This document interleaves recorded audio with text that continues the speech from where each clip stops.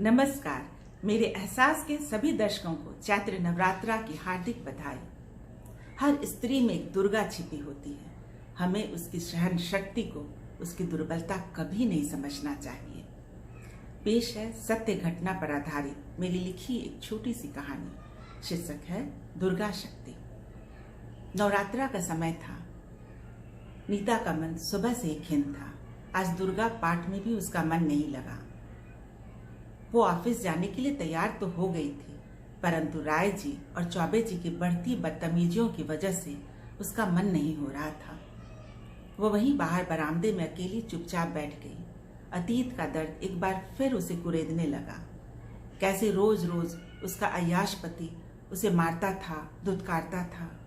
उसके पिता को उसकी दुर्दशा का अंदाजा था, मगर कहीं पति छोड़ न दे तो समाज वाले क्या कहेंगे, इस भय से वो अपने दिल पर पत्थर रख लेते थे। लेकिन जब गर्भावस्था में उसके पति ने किरासन तेल छिड़क कर उसे जलाने का प्रयास किया तो उसके भाई ने अपने घर में विद्रोह कर दिया।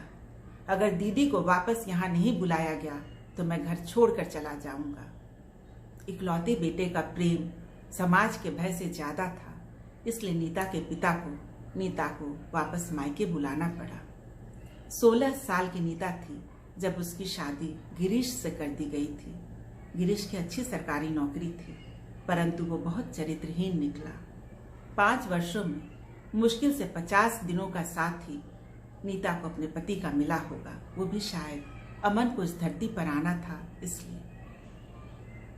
मायके आकर नीता ने मैट्रिक किया, इंटर किया और फिर बीए में दाखिला ले लिया। इसी बीच क्लर्क की सरकारी नौकरी हो गई। उसका मन फूले नहीं समाया। उसे लगा अब सब कुछ ठीक हो जाएगा।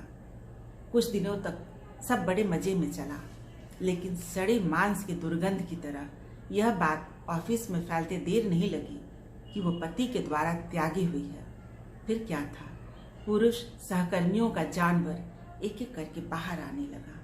उसमें सबसे ज्यादा राय जी और चौबे जी परेशान कर रहे थे। पिता की मर्यादा और परेशानियों का ख्याल कर नीता सब सहती जा रही थी। इससे उन लोगों का हौसला दिन प्रतिदिन बढ़ता ही जा रहा था।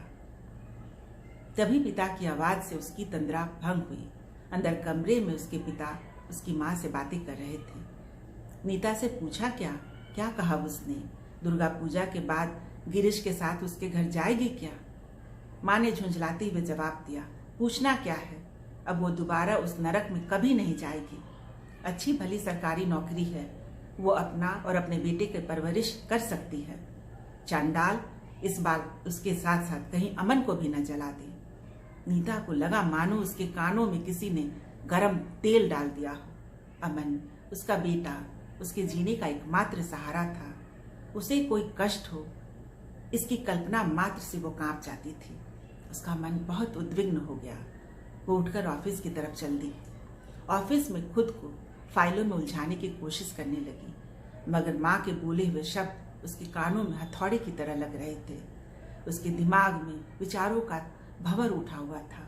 नहीं, अपने अय्याश पति की परछाई भी वो अपने बेटे पर नहीं पड़ने देगी। तभी और क्या हाल है मैडम जी, कहते हुए राय जी ने पीछे से उसके वक्ष पर हाथ फेरा।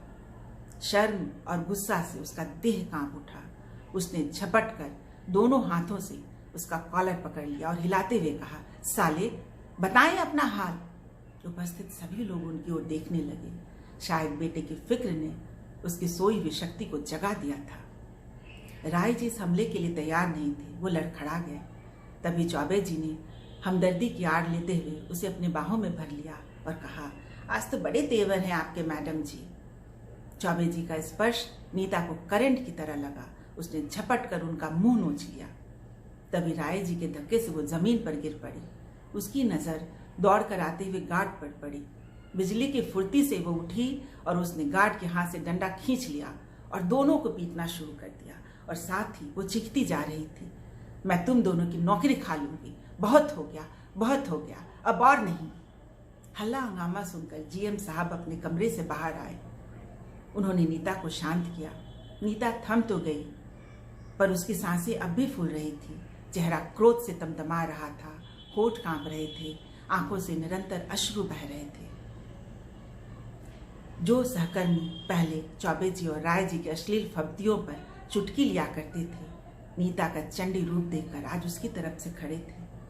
पूछताछ के बाद जीएम साहब को सारा माजरा समझते देर नहीं लगी। उन्होंने नीता से कहा, आप इन दोनों के खिलाफ लिखित शिकायत दीजिए मुझे, मैं देखता हूँ इस दफ्तर में आपको कौन परेशान करता है। जीएम साहब के जाते ही नीता धम से जमीन पर बैठ गई। उसकी आंखों से अब भी अश्रु बह रहे थे, पर उसके चेहरे की चमक ये स्पष्ट कह रही थी उसे पहली बार अपने अंदर छिपी हुई शक्ति का बोध हो रहा था। आत्मसम्मान और आत्मविश्वास की अनुभूति हो रही थी। तभी बगल के पंडाल से दुर्गा मंत्र का उच्चारण शुरू हो गया। ढोल, नगाड़े, शंख और घंटी बजने लगी। या देवी सर्वभूतेषु शक्ति रूपेण संस्थिता, नमो तस्यै नमो तस्यै नमो तस्यै नमो नमः।